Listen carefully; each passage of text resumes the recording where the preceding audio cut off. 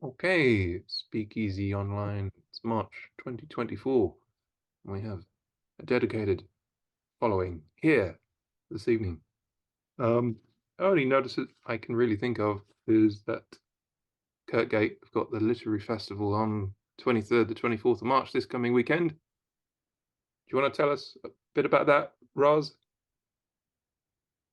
There'll be literary goings-on and talks and poets out.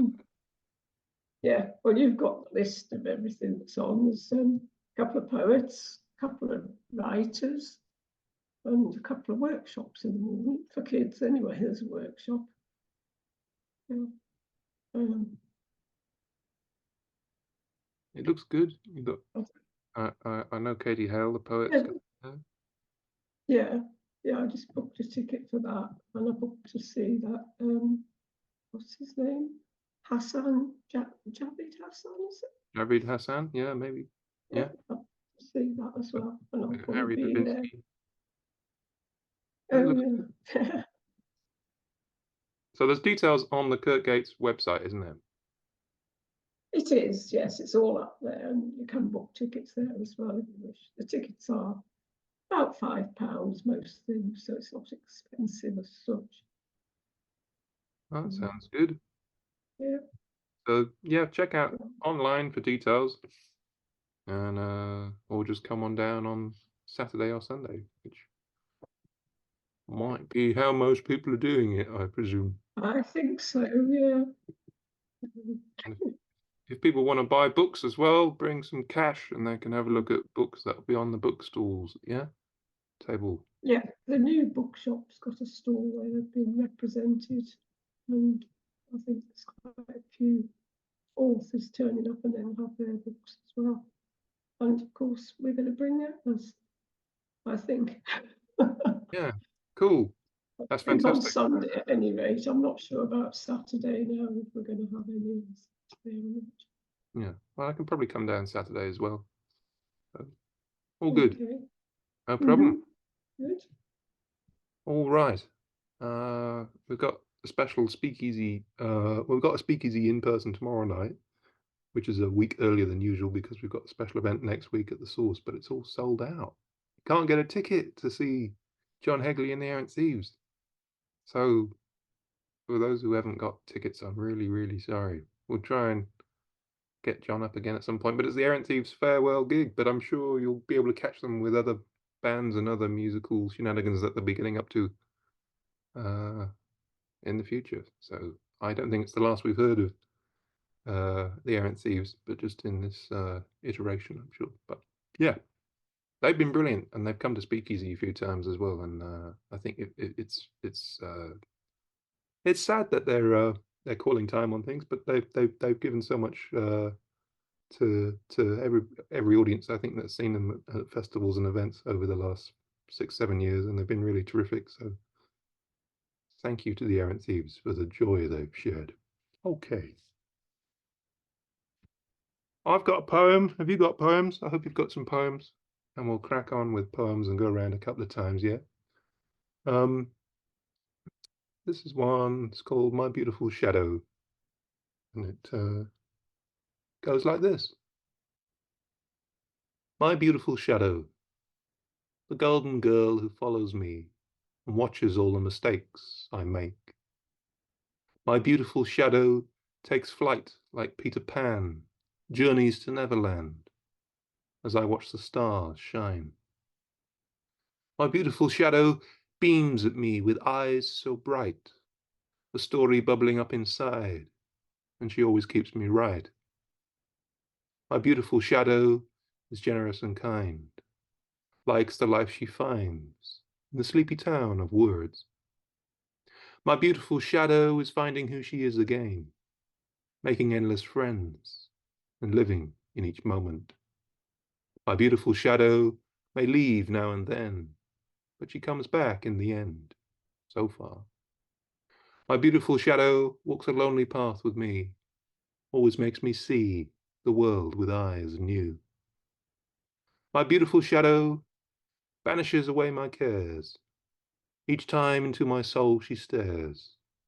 I'll miss you when you're not there. my beautiful shadow. And that's that one.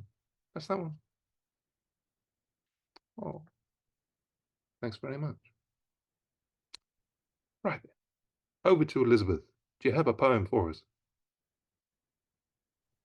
I have a poem. It's called Dispossession, inspired by the eternal exercise of decluttering. Dispossession. The pile of clothes for the charity shop is not quite death decluttering, more an exorcism of a past that didn't happen. That red dress, for instance, bought for a graduation that didn't take place, got put aside for lockdown, like a lot of things, such as the birthday party, the holiday, a reunion of old friends, family Christmas. I would have worn a red dress for all of them. Then there is the black floral skirt, those blue velvet jeans, the top with that rather vibrant pattern, clothes bought in optimism. What happened? It's not just the measurements, the fashion, but more than that, a sense of personhood, an admission that I have aged, moved on to other things. That's it. I think we've all got them in the wardrobe, haven't we? Yeah, Yes. sounds like that's inspired by a real story there, Elizabeth. Oh, it is. Yes, yes. I have a daughter who's always on at me to tidy up wardrobe space, and a lot of things have either accumulated. So anyway, so the charity shop has done rather well out of me. I'm sure they're thankful for the donations, and yeah, it's amazing the story that you can sort of weave for clothes that you find in a charity shop, and you wonder, oh, You wonder why the heck someone would actually buy a dress like that, actually. I didn't say that. I didn't say that. No, the red dress is very nice, but anyway, but certain other things were not. Thank you. Yeah. Hello, Spain. Hello, Spain. Hello. Hola. Hola. Buenos días. Buenas noches. Muchas gracias, sí. Don't they can hear us, can We can hear you, they? Oh, right. Oh, okay. but we can adjust that any sec. How are you doing, Jane? Yeah. Good. Great. I think I've just come from a Spanish session, so I was about to tell you how I was in Spanish. No, fine, thank you. Fine. John, can I have all the mute and stuff on? There's nothing on here. Well, it's usual stuff. Just have to. I can mute you, and then you can. You might have. Shenanigans. Okay, there we are. Well, I have the technical shenanigans going on in Spain. It's great to see you guys in action. That's brilliant. We're with Val. Hello. Hello. Great. Going to read this one, Mother's Day, which is a bit of a different take on Mother's Day. When families consisted of mum and dad and all the numerous kids they had, Dad went to work and earned the pay, and once a year was Mother's Day. So while men got paid for working hours, the women got a bunch of flowers. Mothers weren't sitting around having fun. There was too much housework to be done. Washerwoman, cleaner, cook, and nurse. Being stuck at home was just a curse. They thought they'd rather go out to work and have themselves a financial perk. So now they earn the money too, but there's still all the other stuff to do. And if having kids just gets in the way, there'll be no more flowers on Mother's Day.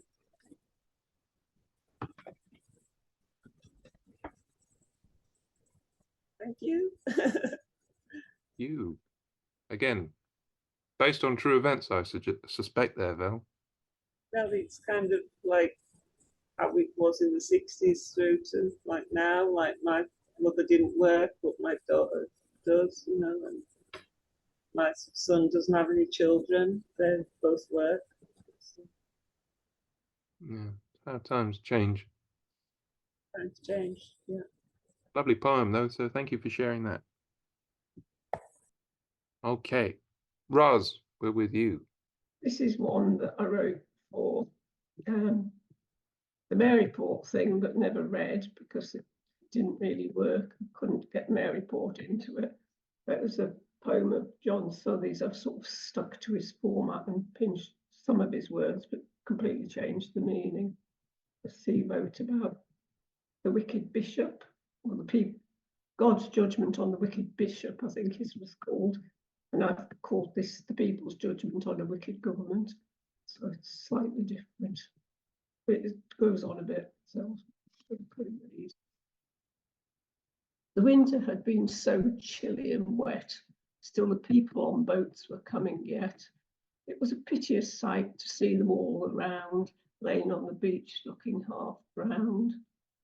Every day they seemed to be more crowded on our unwelcoming shore, since we British had firmly shut our door, though as far as those refugees could tell, in Britain people were doing quite well.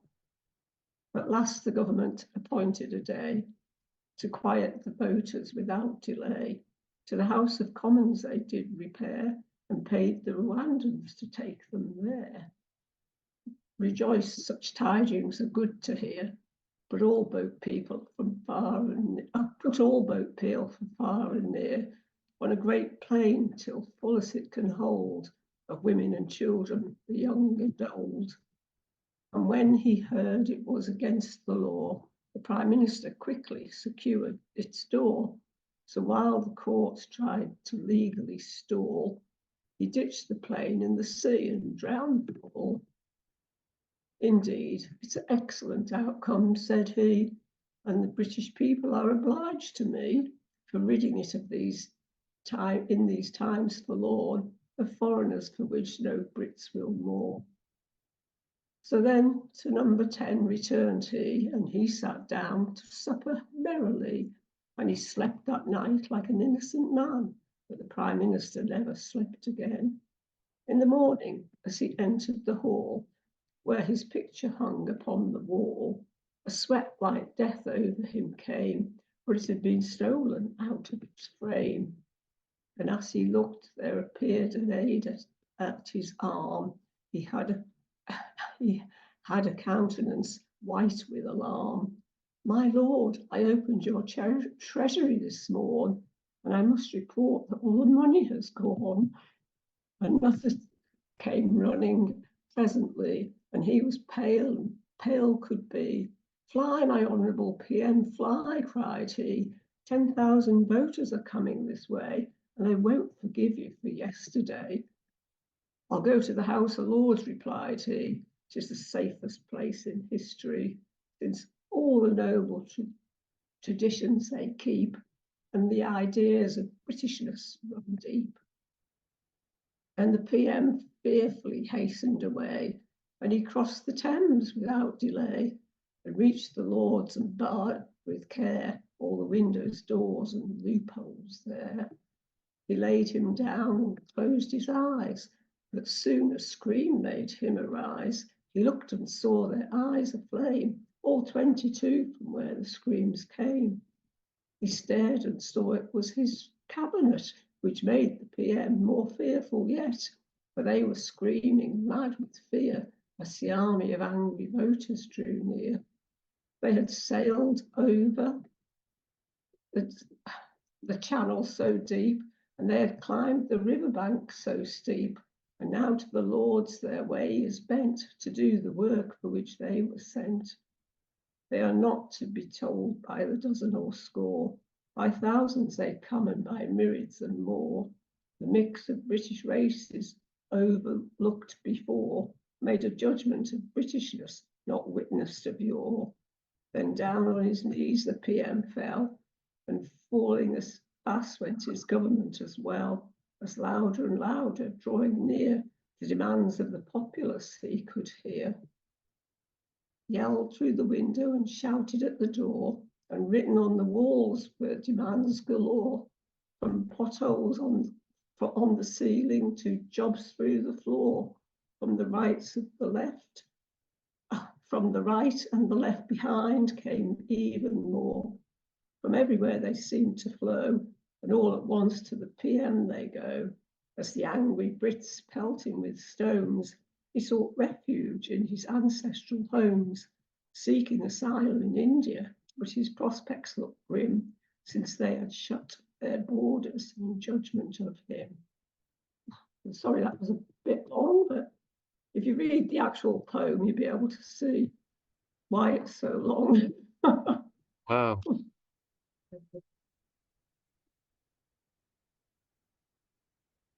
Oops. Roz, that was extraordinary. That was amazing.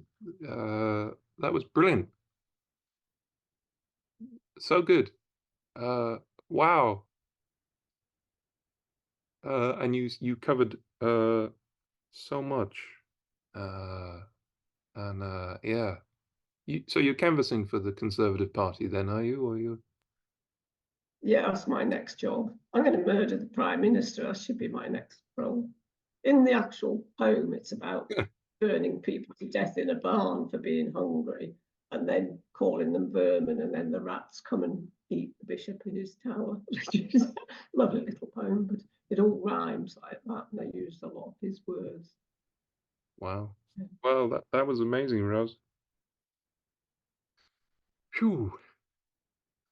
Sounded like a manifesto pledge, that, to be honest.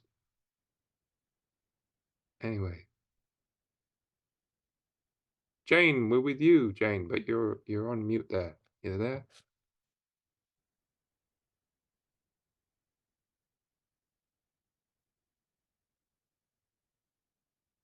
Yeah, an unmute button. I've got it. Yeah. You got it. Terrific. Is it going to get no? That's fine. I don't think it's going to go. It'll be all right. Sorry, I'm running out of battery. Oh no. Yeah, hang on. No, probably. Yeah, it's good. Reach. Yeah, reaches. Yeah, thank you. Just plug me in. I was going to do a couple of poems from Mother's Day, but I can't find them. Oh, I can't get this in. What is it? Sorry. It's not the right. No, It's not the right. you've got a I posh phone, haven't you, here? I got a posh phone. You've got a posh phone. Yeah, not one of your communal garden phones. There you go. Is this it? Is this the thing? Is this performance art? This is it. Yeah. Yeah, I like Yeah. it. Sorry, but yeah, sorry. I like how you two have worked this out. You've rehearsed this thoroughly. It's brilliant. I am going to read a poem. It's not mine. It's by somebody called Luke Wright. I don't know anything about him, but it's called. It's about children, really, and I suppose no, it's about a mother and child, and I just love this. But you've got to listen to it carefully, really, to understand what he's talking about. But anyway, Miss Kemp's Play School. On the day I am to play afterwards at Simon's house, and his mum is to pick me up from the dusty chapel, you forget. And when I see you there, embossed against the other parents, a comic rolled up ready for me in your hand, my heart surges for home, and I won't go. I hide myself in the pleats of your skirt until they leave, but you're cross with me. As we walk home down Stoneham Street, I have embarrassed you. It's not okay to change my mind. It's not okay to let people down. At our front steps, I'm choking on hot tears, screaming at you. So you shut the inner door on me, leave me in the stuffy lobby to thrash. I thrash around and tear my comic up in little bits. Why can't I make you see what this means? What this means to me? Oh, the way you'd smiled at me before you realized your mistake. I love that. Yeah, I think everybody knows what that feels like. You can remember what it was like when you were young to feel that way. Yeah, I really like it from the mother's perspective and the child's perspective.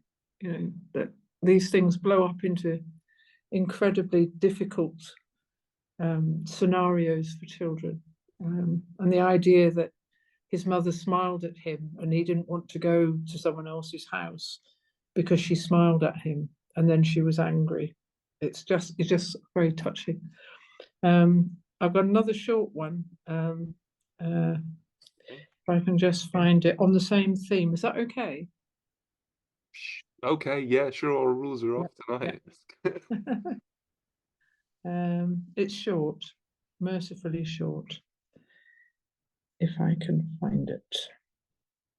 It's probably in my photos, because that, yeah. Let's have a look. Yeah, it's called A Thief is Someone in Need, and that's a quotation from Khalil Gibran. I stole a brick from your giant Lego train. I just found it in this tiny plane. Strictly speaking, you put it in my bag, along with the other things you gift and nick. I've watched you with your treasure cache, openly purloined and relocated, curated like marbles. Usually stuff I've liberated, slim packets of artificial sweetener, sachets of needless jam that come with a fruit scone. You prize used tissues, my phone, purse full of oily coins everyone has touched with unwashed hands. Exchange is no robbery. I didn't put the brick back. It has a 2 on it. Your next birthday, several months away. You climb a step and say, do, and that's enough for me. I make myself know again in primary colours about emergency landings. About emergency landings, infant flotation devices, where the oxygen drops down, and sorting myself out first. I find that cord of bone and the vein you like in my elbows in a crook and knead it a little too hard. It's sore, as if blood has been taken. I still feel your hand rest and slip down my forearm. It's theft. I pull down the tray in front of me. A child has crayoned on it in red.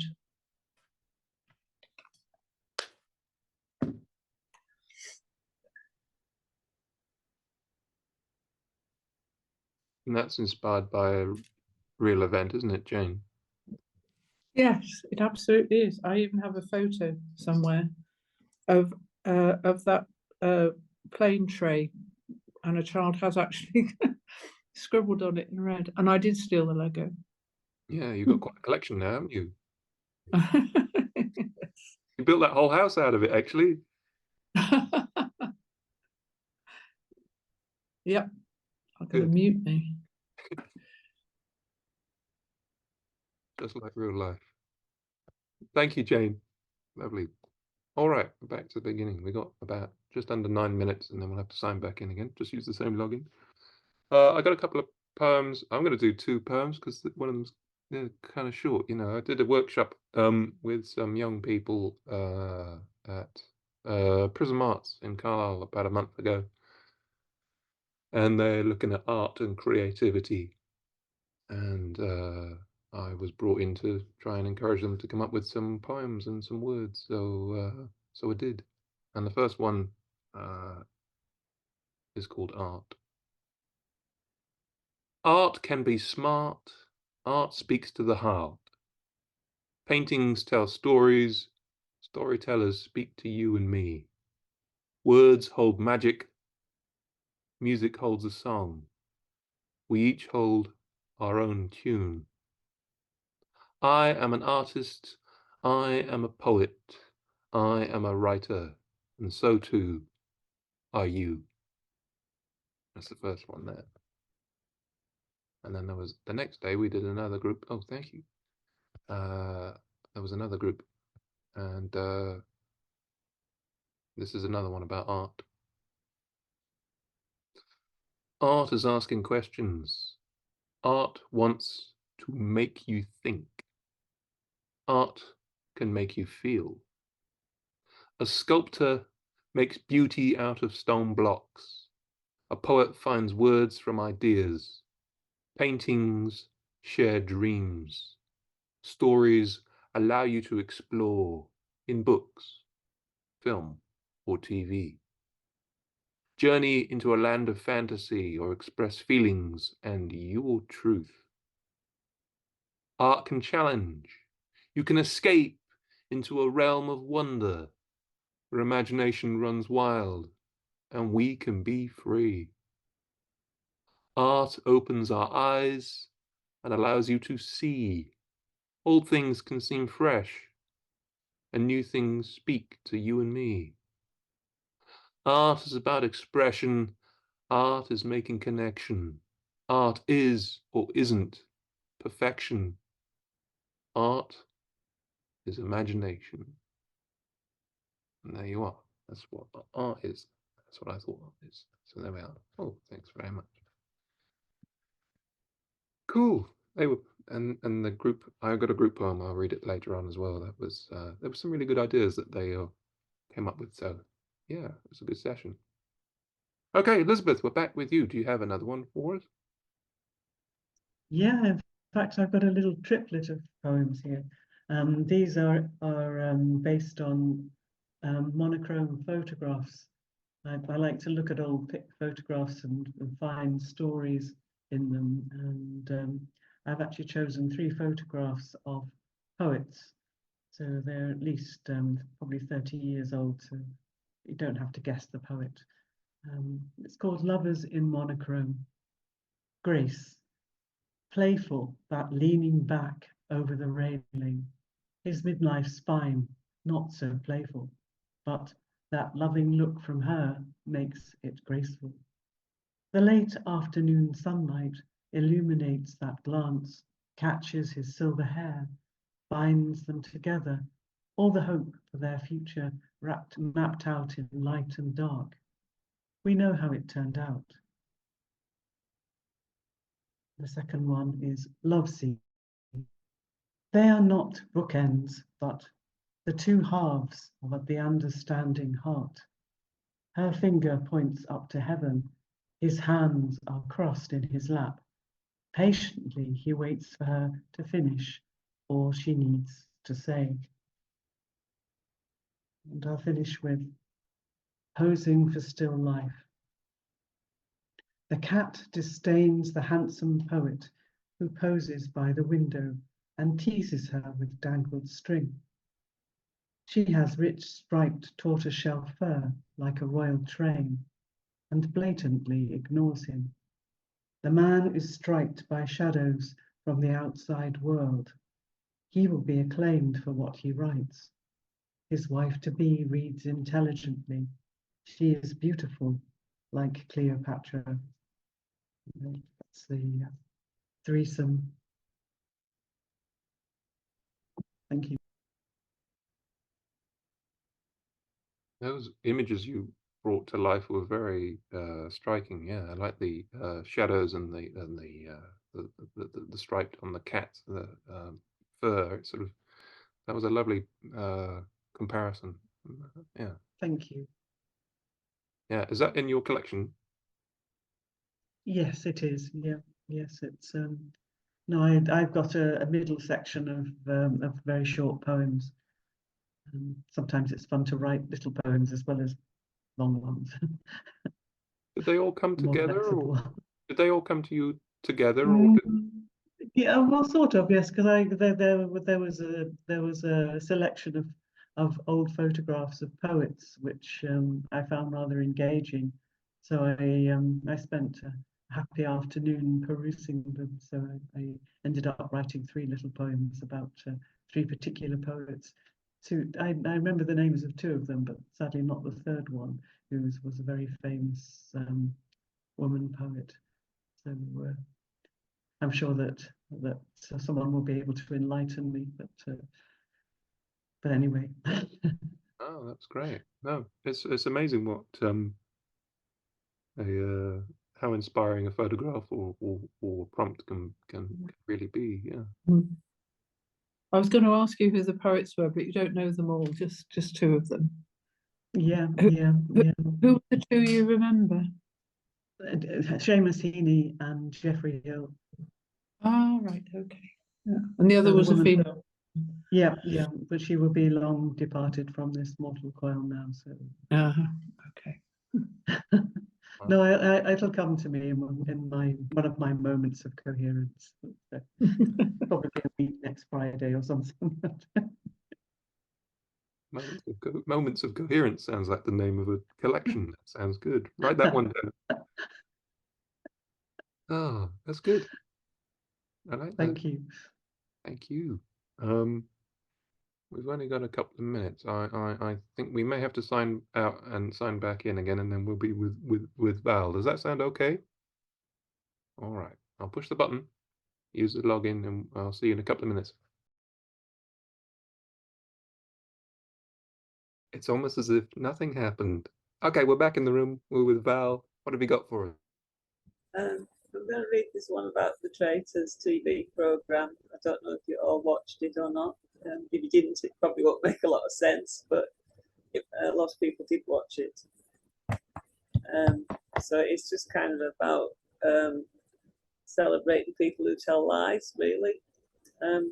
So the Traitors.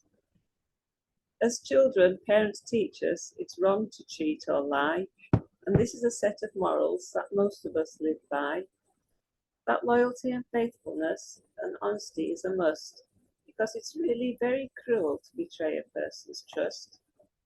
But now we have The Traitors, a game show on TV, where traitors take an oath of deceit and treachery. Though we're constantly assured that it's only a game, the reality is the winner walks off with the money and fame. It was won by traitor Harry, declared best traitor ever. He should have been an actor and was really very clever. But what kind of society are we hoping to inspire when we celebrate the success of a traitor and a liar? Perhaps it's a valuable lesson, and we should all be aware. Smiling people can deceive. Not everyone plays fair. And the series made me wonder, if the stakes are very high, where does my morality sit? When would I be prepared to lie?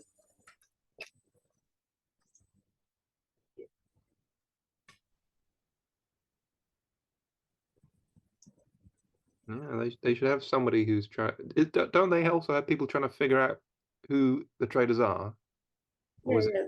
They have to try and guess who the traitor is, and if they get rid of all the traitors, then they win the money. But if there's any traitors left, the traitors win the money. But in this case, the traitor was really clever because he got rid of the other traitors as well and won all the money for himself. Wow. So it's like £97,000.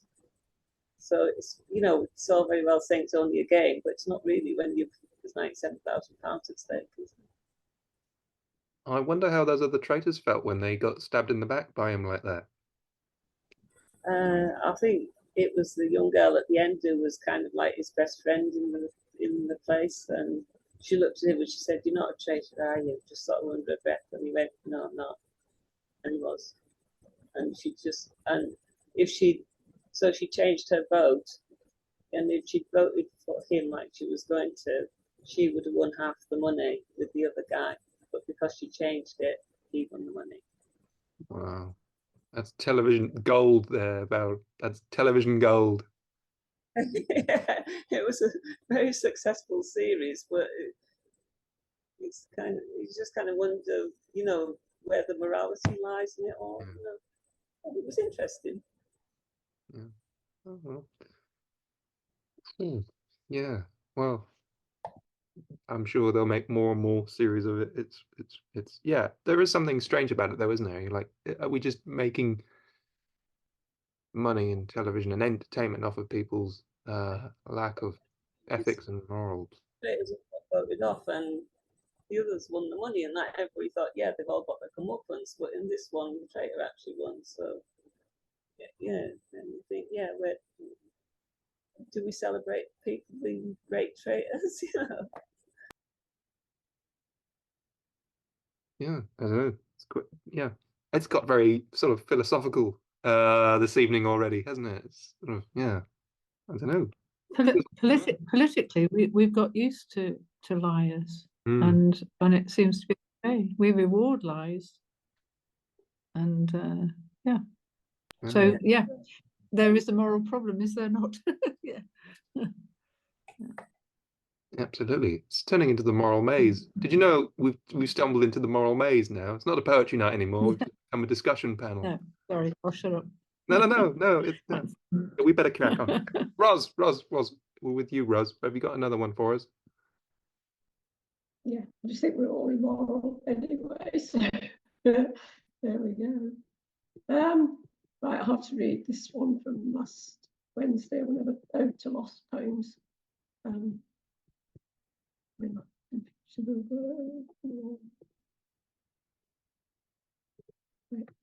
It's all down to low sodium, my doctor said. This terrible feeling like I'm half dead. Constantly dozy, I just languish in bed, wandering lonely in the fog of my head. Well, I'm trying to make sane connections that will link some of these random sections to put them in order, but I'm too confused. Too many ideas I still haven't used. Thoughts flit through my mind like butterflies, a fleeting flash of colour before they're gone. If only I could capture them in that moment, perhaps I'd be able to pin down one. But they escape and remain in my mind's museum, where sadly only I will ever get to see them. Thank you.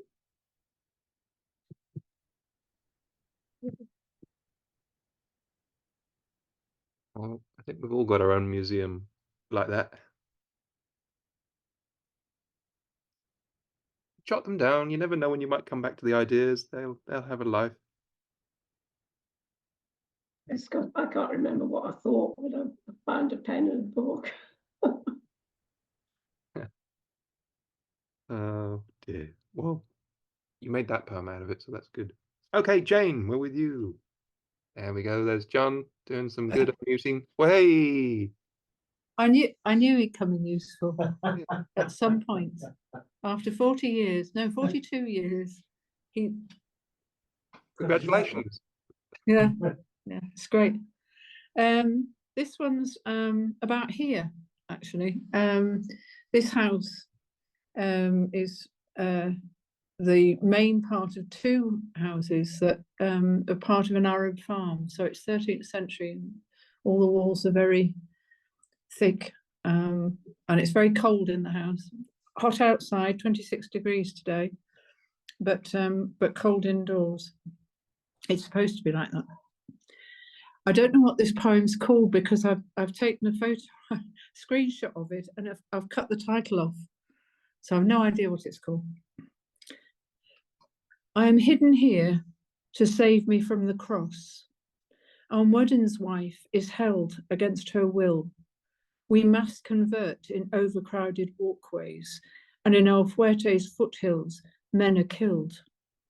Silent now the sounds our tongues have taught us, and though we barely glimpse the Barbary Sea, we suck sugarcane molasses from our fingers and listen to the snore of honeybees. Morisco wives are widowed and deported, and in the wall I hear their crying still. Across the sea they call to me from Africa. Their grief goes through me like a thrill. Her back against the wall, a girl rejoices. The mule is gone and the merchandise is wasted, but her man has faced down bandoleros. She revives him as his livid grazes chafe her. I heard a gun reporting from El Daire. A shepherd boy was shot for wayward herding. I had felt these stones scored with his growing, and as his father beat the wall, I heard him. One of Adawia's men succumbed here. His clothing rasped as he slid down the wall. Those who harboured him were soon to follow, and my bones shook at the tremor of his fall. Here in El Shakir, the stones tell stories. From lime rubble, olives, grape, and carob grow. I feel the walls around me tremble in a quake that will release 1,000 souls. Near my home on the Teheda al-Mahara, Phoenicians made their factories by the shore. The Romans built their bridge on the Tavia, and I picked silkworms and burned them in the water. Where are the white flowers from the hillsides, the ones we gathered for our hair? Shall we go together to the fountain? I thought I saw some growing there. The songs slip through the stones like breezes, and slapping palms still echo in the wall. Clapped in dust, a native dance incites us, and we are spinners all.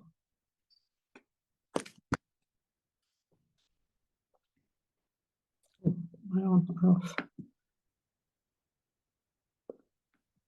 Wow. Did you get all that from the estate agents? Did you when they? Yeah. That was all in the blurb, actually. It was all in the blurb. Fantastic. Leave that, leave it. Cool. I can see why you were attracted to go live there. Yeah. Cool. All right. Oh, well, back to me again. Are we doing okay? Oh, well, you won't be after this. This is the latest installment for Kung Fu Penguin, and it's about to get really weird, so I can only apologize. So hang on a minute. Got to remember to do the right voices and things, or the wrong voices might help. I don't know. Oh no, we're on to season 3 of Kung Fu Penguin, and it's all gone very weird. And there's a bit of a. I could tell you what's happened in parts 1 and 2, but it wouldn't help. So I'm afraid you just have to go with it, or find it. This is a good time to go and make a cup of tea for about 10 minutes. Okay, here we go. Kung Fu Penguin, episode 3. Kung Fu Penguin and disgraced physics lecturer Professor Davinia Brush, who also hosts the Dr. Bobcat Investigates podcast, are hot on the trail of the missing archaeologist Professor Schrodinger, who may be alive or dead or both at the same time, and meet the mysterious mystic Alaska May Fortune at the fun fair, but are rendered unconscious and whisked away by Misfortune and Rick Splinter. A private helicopter races over the desert, piloted by Rick Splinter, with the 3 passengers on board. Shortly, a compound appears on the horizon, a ranch. The helicopter begins to descend and finally touches down. The motor stops, and the rotor blades slow to a halt. The figures depart the aircraft, and Misfortune leads Kung Fu Penguin and Professor Brush to the nearby main homestead. They walk inside to see a large maze of corridors that lead off to dozens of rooms before them. We're pursuing the great intellectual challenges of our time, explained Misfortune.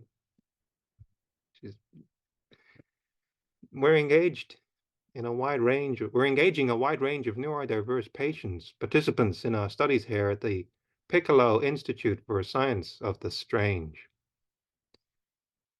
You might want to change your acronym, suggested Kung Fu Penguin. At the moment, it's PISS. That's the level of the jokes this time. PISS. It's not good. It's not good. So there we are. Joke number 1. There's only 3 jokes this time. That's 1.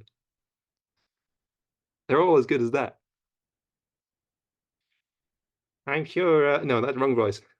I'm sure Mr. Piccolo can enlighten you. It's going well. It's going well. It went better in rehearsal. Whoa!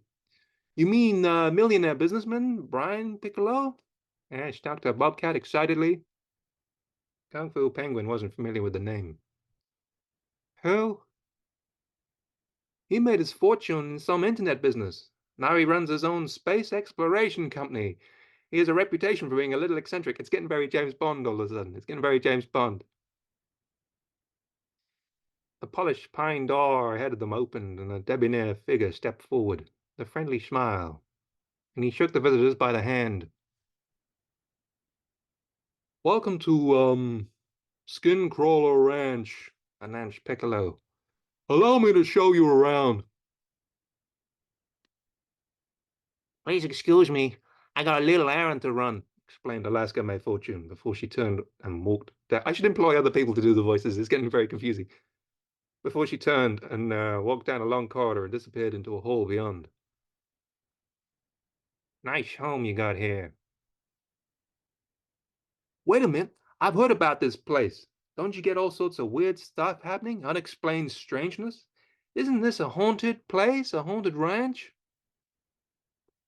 There are lots of stories about this place dating from the time the natives lived here in these parts. They claimed the land was cursed and stayed clear. There are stories of a beast that stalks the land and with glowing red eyes, snarling teeth, a lone wolf that walks upright on its hind legs like a man. Bobcat's eyes swelled. Isn't that just Rick Splinter before he's had his coffee? That's the other joke. That's joke number two. Joke number two there. Or are you chasing werewolves now? I've heard the stories. Agreed, Mr. Piccolo. Is there any truth to them? Asked the podcaster with a hint of danger. All in good time, Miss Brush. There are these energy fluctuations at various points on the ranch. At certain times, we detect increased radiation levels. Why? We're not entirely sure. There's a presence here. Kung Fu Penguin shook his head. What do you mean, a presence? Let me show you something. Various people with what we might term gifts or abilities appear to receive messages. From where? We don't know where. Perhaps it's the beyond. This should be done at Halloween, but it's not. Another dimension or something? Your guess is as good as mine, Professor Brush. A trio passed by a large window and looked into an open-plan room, a classroom full of beanbags, easels, drawing tables, arts and crafts material. A group of 24 figures were busy scribbling away. What's that they're drawing? Oh, spirals, anything that comes to mind through automatic writing, Piccolo explained in a rather matter-of-fact way. Like misfortune, these people have a link to some other energy across the interdimensional consciousness bridge. Kung Fu Penguin shook his head in disbelief. I have to admit, I did not expect you to say that. What is this? Asked Dr. Bobcat with curiosity. She pointed to a large piece of A3 paper that one of the figures held up. On it were written 4 words. Piccolo smiled. They have a message for you, my friend. Embrace the silver shadow. What on earth does that mean? I don't know, cried the millionaire businessman. Exciting, isn't it? Interesting. Piccolo's eyes narrowed. Do you believe in ghosts, phantoms, poltergeists? Yeah, definitely, shouted Professor Brush with gusto. Kung Fu Penguin was more skeptical. Can't say I've ever seen anything to convince me there are such things.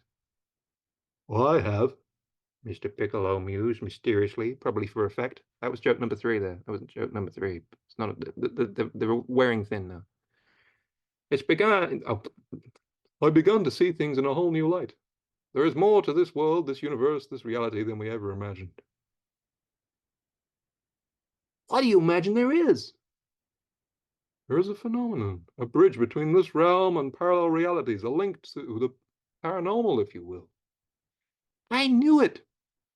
Professor Brush clapped her hands together in triumph. The Kung Fu Penguin sighed.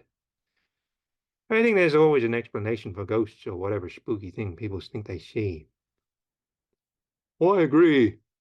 But we must be open-minded to the possibilities. In fact, being open-minded could be the key. It seems that consciousness may be a pivotal role.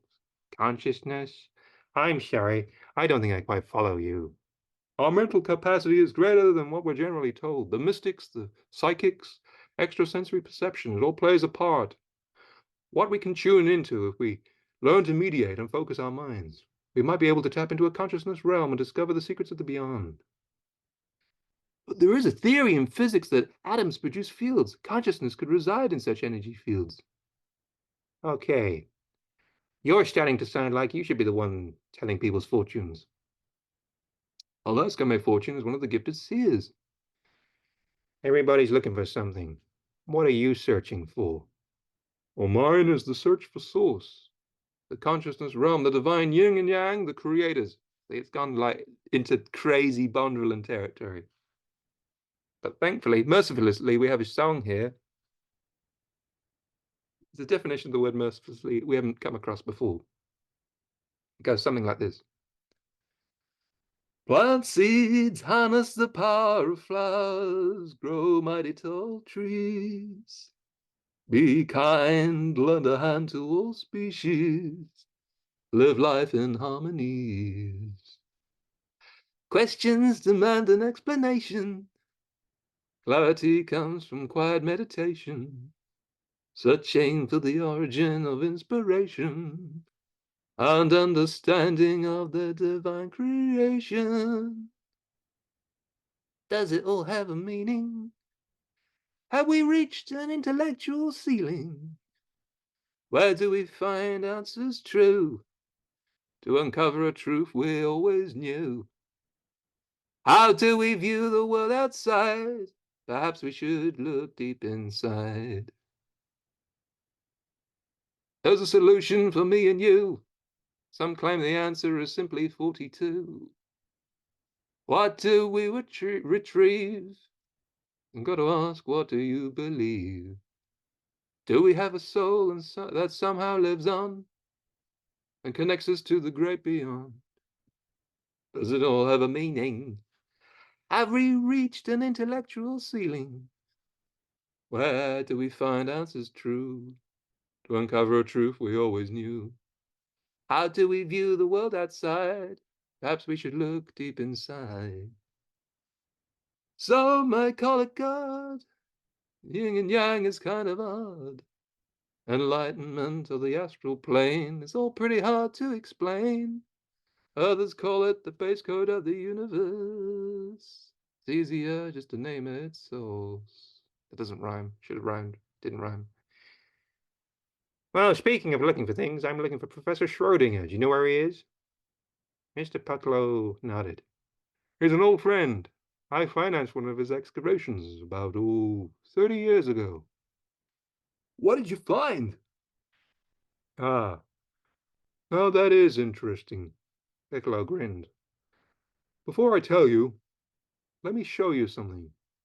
We're about to conduct a little experiment with one of our meditation groups. Miss Brush, I think you should record it for your Dr. Bobcat Investigates podcast. Do you listen to it? Of course. I'm a huge fan. Have you thought of doing a podcast, Penguin? Oh, there was a fourth joke. People keep telling me I should. What will happen next? Is Mr. Piccolo completely off his rocker? What kind of powers have the Research Institute tapped into? Will the experiment finally give Professor Brush some material for her podcast? Can the eccentric millionaire shed some light on Professor Schrodinger's disappearance? Is he alive or dead, or both at the same time? What is the meaning of the enigmatic message, embrace the silver shadow? Will our heroes actually begin to uncover some answers? Find out next time on Kung Fu Penguin. There you are. That's the latest slice of insanity. You all know the theme song. We won't bother with this time. We know that. We don't. We'll carry on. I've already used up too much of your precious time. So there we are. Wah wah. Okay. Who's next? Elizabeth, you're next. Follow that. I was going to say you did Insanity very well. Oh yes. Practice for I years. love the base coat of the universe. It'll remain with me as a concept. Yes, I was reading the other day one of those pop-up articles that even the Curies went to see a psychic because they didn't understand the phenomenon of radioactivity. So anyway, I'm going to read a poem that was inspired by a woman I saw one afternoon in Greater Manchester as we were driving to a nursing home. It's called Street Portrait, Woman on Her Doorstep. An autumn afternoon, a terraced street. Framed in her doorway, a woman sweeps the step. She stops for a drag on her cigarette, leans on the broom, looks up at unpromising grey. Her eyes are drawn in charcoal on a beige smear of a face, lips a pencil line of dull vermilion. A monochrome leopard print stipples her housecoat into shape. Her hair is hidden by a bright paisley scarf sketched into the gloom of her doorway. At her throat, a tiny gold locket catches what light there is left of the day.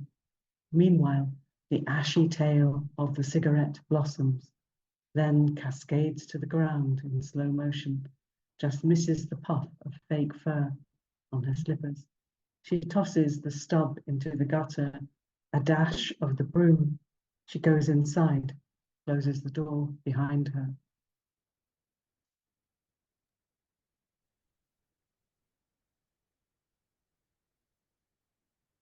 And you conjured up a lovely image there, and such a vivid use of description, and yeah, and you could see the scarf and the cigarette and the broom and everything. That was great. So, I mean, was that Thank just a you. fleeting glimpse that you saw of her, or?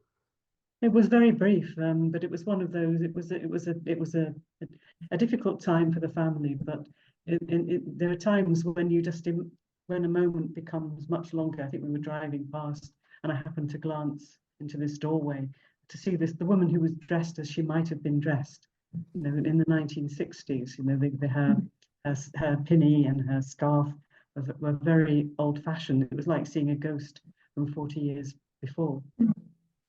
So it was a very weird experience, and she was very heavily made up, you know, for the job of sweeping her doorstep. And, but I tried to draw her as a portrait rather than describe her literally. Which, I love those. I love those vignettes, that sort of thing. I remember a poem I wrote some years ago in Italy about a woman sweeping. Yeah. Probably can't find it now, but there's something fascinating, isn't there, about that? Yeah. Yes, it's a kind of privileged glimpse into someone else's life. Yes, I was watching, or look, I just caught a glance of her, but you know, for whatever reason, just that fleeting image settled in my brain. Wanted. Yes. Yeah. Yeah. It's like snapshots you might see passing on a train or something. Yeah. Yes. That. Yeah. Yeah, there are. I'm sure all of us have got little moments that, like the photographs that we've taken our own sort of psychological photographs of things. So there we go. Fantastic. Well, thank you for sharing that. That was great. Thank you. All right, Val, do you have another one for us?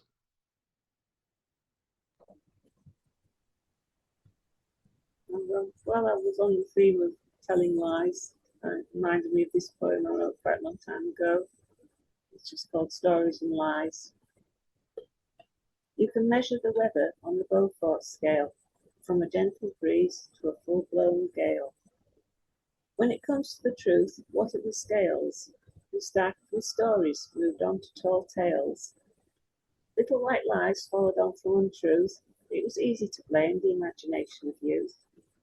Complete fabrications and then downright lies, too painful, too hurtful for me to disguise. Yet to call you a liar was completely untrue, because the lies you created were the truth to you. So gather up your lies and take them elsewhere. I've tried my best, but I no longer care.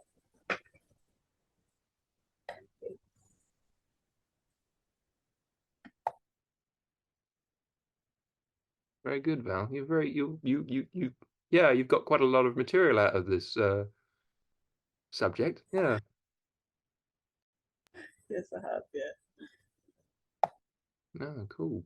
Yeah, well, you can be our moral arbiter of where truth lies.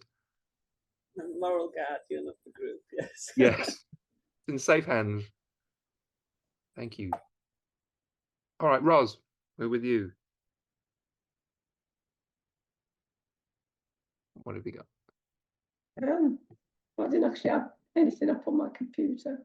There's something I started writing about consciousness, which is funny enough. I've been reading the book about it, but then I don't think I'll read it because it's not done. So, but consciousness is really interesting though, because I had 3 days that I lost, and I thought I was unconscious, but I wasn't. It was my memory that had gone. So I was conscious all the time, and yet I'm completely unconscious. So I was thinking about the meaning of consciousness, and it's quite a tricky concept. But I will have to work on that a bit more. I thought I might just finish early tonight, but since it's only Jane left to go. Oh, that's okay. Well, thank you very much, Roz. Yeah, that is strange. I mean, I wonder where those 3 days went. You just Yeah. Oh, all right. You can talk to a certain penguin about it and maybe convince him. Yeah, he might know the answer. He didn't seem overly convinced though, so we'll try. Okay, Jane, what have you got for us? And do the old unmute button. Have you done the old unmute button? No. Spear carrier is required. Oh, Yeah. got it. Yeah. Yeah. Yeah. By George, she's got it. It does come up, but it keeps sticking. So I can't keep it up for long enough to. Yeah, it's all right now.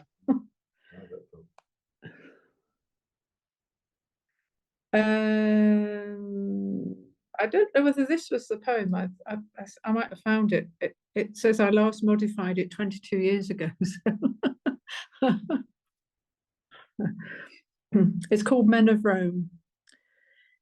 In our long life together, I have noticed that you don't leave crumbs. Perhaps you never felt the need to find your way back. From a bus window, I catch fleeting eyes with a shirtless man astride a roof ridge, leaning to paint a fascia gable green, straining as his face lifts first and then holds on mine. Another, deep in Neighbours, leaves his drawing of a disappointment in the air and is compelled. A doorway glides from view. Hanging bric-a-brac still jangles from the brush of a departure. A woman wipes the floor of her balcony with her foot, swigs from a tiny flask, sweeps her lips with her hand's heel, misses a swipe at a diving child.